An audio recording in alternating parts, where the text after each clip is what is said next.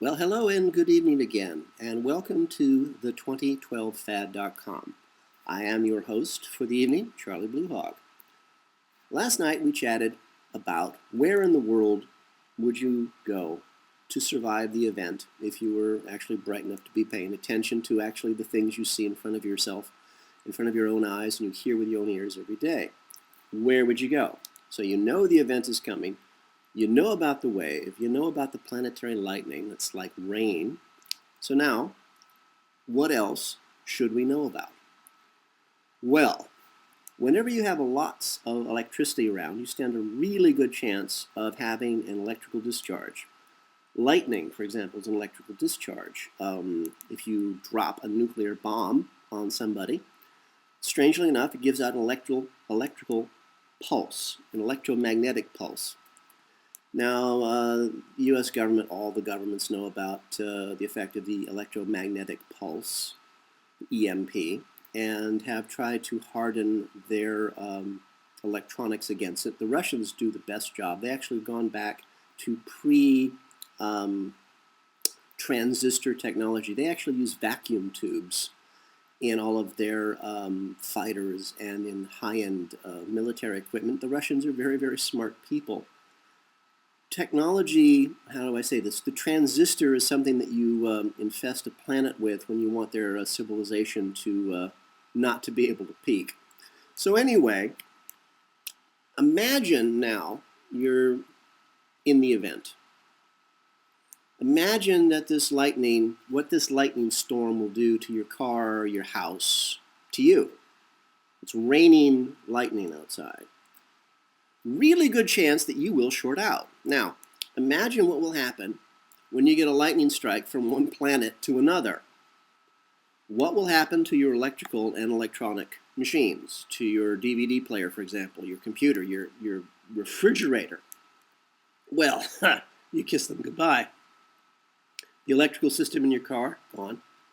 The flight controls in that jumbo jet you're flying in over the Atlantic, gone. That fancy heart-lung machine that's keeping Granny alive, gone. Your wristwatch, gone. So, now what? You've got the flip, the Earth's going end for end. You've got the wave, that wall of water, 5,000 feet tall, a mile tall, moving at the speed of sound. And you've got planetary lightning like rain outside. How do you keep going? How do you keep anything going after all of that? Well, actually, it's pretty simple if you know how and you prepare for it. Again, I use the Russians as an example. Vacuum technology, vacuum tubes, and variations of that, and you're fine because the vacuum tube is pretty much impervious to the electromagnetic pulse. Now, I've spent the last, 25 years helping big international corporations prepare for all types of events, not the end of the world, unless, of course, you talk to their accountants. I've helped them prepare everywhere from 3 people to 50,000 people on new projects, on how to expand, how to keep the business running efficiently, how to save money while keeping people's jobs.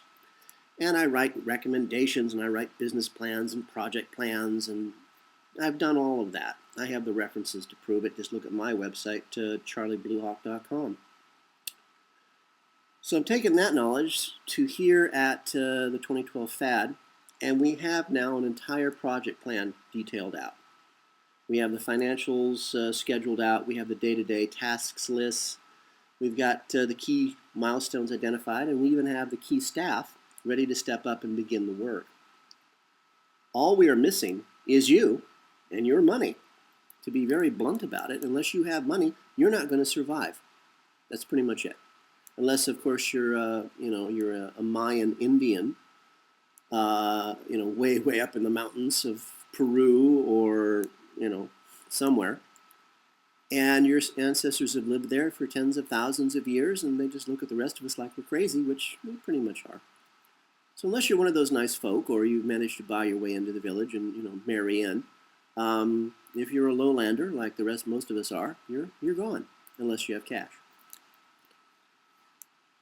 You have 2 choices when putting your lives into our hands. One, you can become an active part of the project and be involved in every step of the process of saving your own life, the lives of your family, and preserving you and yours for the future.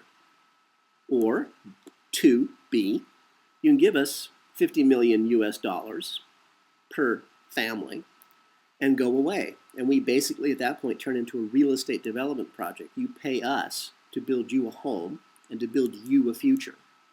So when you are prepared, you get on your Learjet or whatever, and you come down to us and you move into your ready-made future. It's up to you entirely. We're good either way.